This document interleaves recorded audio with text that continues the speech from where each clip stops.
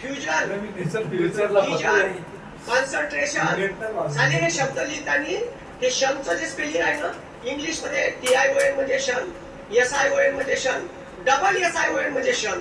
पण हे शब्द आले का मला विचारे नित्या का TION लिहायचं का डबल SION लिहायचं का SION लिहायचं.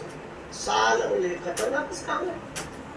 आणि मग असं रजिस्टर प्रॅक्टिकलचं मी माझ्या मास्तरला घेऊन गेलो.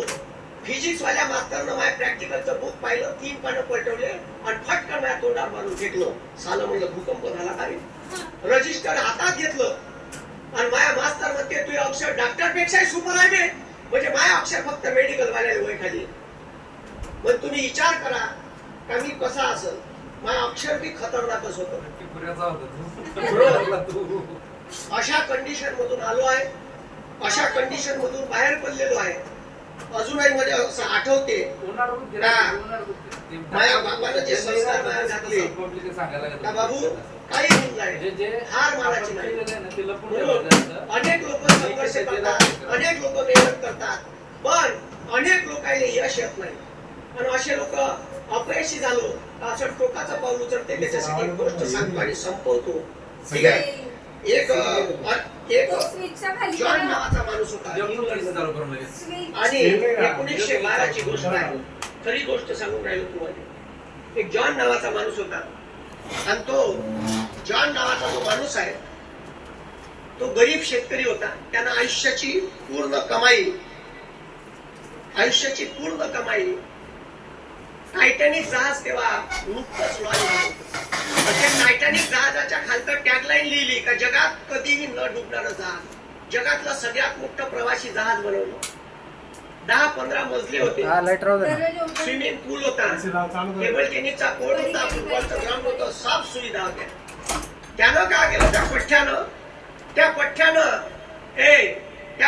काय केलं, त्यानं 7 तिकिटा, 5 लेकर होते, एकच बायको होती, त्याने 7 तिकिटा विकत घेतल्या. महागाच्या तिकिटा होत्या. अख्ख्या आयुष्याची कमाई लावली. पण तिकिटा विकत घेतल्याच्या नंतर त्यानं काय केलं, त्या तिकिटा विकत घेतल्याच्या नंतर आता 10 एप्रिल 1912 ते जहाज इंग्लंड वरून अमेरिकेसाठी अटलांटिक महासागरातून जाणार होतं. 7 तारखेला त्याच्या पोट्याले त्यानं पोचलेलं पुत्र त्याच्या लहान पोट्याले डसलं. हे पोट्ट होतं 3 वर्षाचं. त्याच्या पोट्याले पुत्र डसल्यावर त्या पोट्याले येते ताप. त्याची बायको म्हणते या पोट्याले कुत्र डसलं, हे कुत्र तुम्ही पोचलं, हे कुत्र डसलं पोट्याला ताप आला. परवा जहाजात जायचं आहे, त्या जहाजात सुविधा आहे का नाही माहित नाही. पोट्ट जर जहाजात नेलं तर करायचं का. त्याले वाटलं सालं हे काही खरं नाही. जर उद्या पोट्ट मेलं आणि कमी जास्त झालं तर बायको आपली नड्डी बिचकल्याशिवाय ठेवणार नाही. आता करायचं का.